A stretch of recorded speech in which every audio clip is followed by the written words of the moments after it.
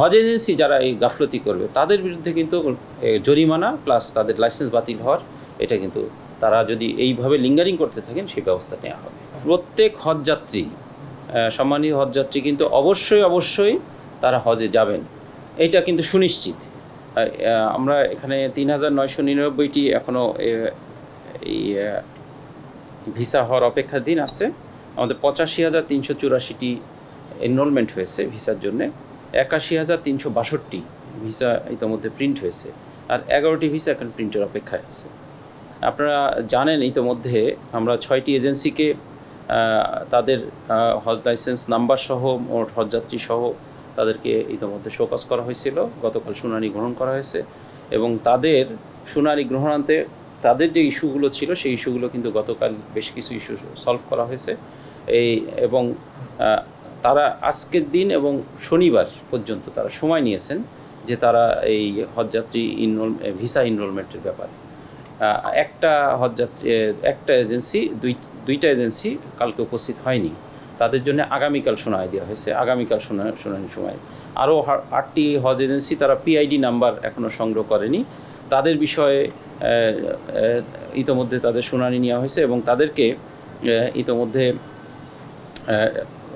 দ্রুততার সাথে PID number সংগ্রহ করার জন্য তাদেরকে তাগিদ দেওয়া হয়েছে। আগামীকালের মধ্যে যদি তারা সম্পন্ন না করে, রবিবারে ধর্ম বিষয়ক মন্ত্রণালয় থেকে তাদের বিরুদ্ধে কঠিন ব্যবস্থা নেওয়া হবে।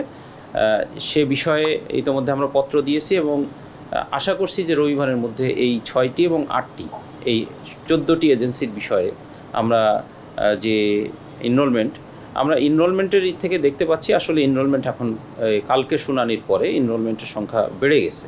বিশেষ করে যারা বাকি ছিল, প্রায় 1800 জন হজযাত্রীর বিষয়টি পেন্ডিং ছিল, সেই পেন্ডিং বিষয়টি এর মধ্যে চলে আসছে।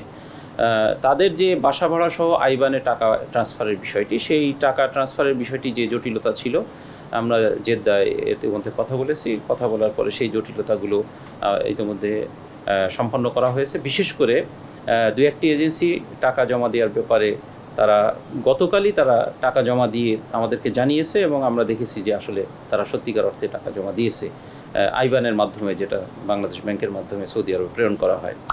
আমরা চেষ্টা করছি যে এই তাবু সহ সৌদি আরবে যে সম্মানিত হজযাত্রীগণের যে ফিগুলো জমা দেওয়া লাগে, সেই ফিগুলো যেন যথাসময়ে পৌঁছে যায়। বিশেষ করে এই এজেন্সিগুলো তাদের সবচেয়ে বড় দুর্বলতা আছে, তারা বাসা ভাড়ার ব্যাপারে এখনও তারা ফাইনাল কোনো অবস্থানে পৌঁছাতে পারেনি। তাদের প্রতিনিধিগণ আছেন এবং আমরা তাদেরকে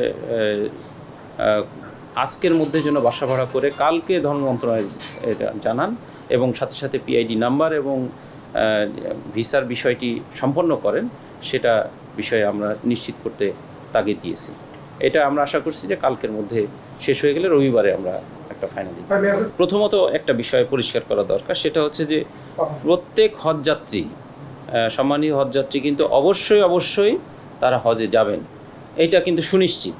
এটা ধর্ম বিষয়ক মন্ত্রণালয়ের এটা কিন্তু একটা ম্যান্ডেট যে প্রত্যেক হজযাত্রী অবশ্যই বেসরকারি মাধ্যম সরকারি মাধ্যম সকলে হজে যাবেন।